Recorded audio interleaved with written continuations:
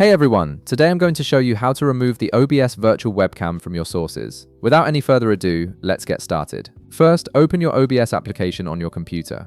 Once the application launches and you can see your main dashboard, direct your attention to the bottom left corner of your screen. This is where you'll find the Sources panel, which contains all the elements you've added to your OBS setup, including your virtual camera. In the Sources section, you'll see your virtual camera listed among other sources you may have added. Now, it's important to understand that you actually have two different options for removing the OBS virtual camera, and the choice depends on what you want to achieve. The first option is to simply hide the virtual camera temporarily, which keeps it in your sources but makes it invisible during your streams or recordings. The second option is to permanently delete it from your OBS setup entirely, which removes it completely from your sources list.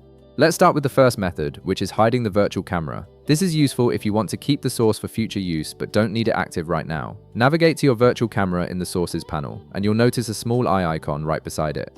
Click on this eye icon, and it will immediately hide the virtual camera from your OBS display. The source will remain in your list, but it won't be visible or active during your streams. You can always click the eye icon again later to make it visible whenever you need it. Now, if you want to permanently remove the virtual camera from your sources entirely, the process is slightly different. Locate your virtual camera in the Sources panel again, then right-click on it. This will bring up a context menu with several options.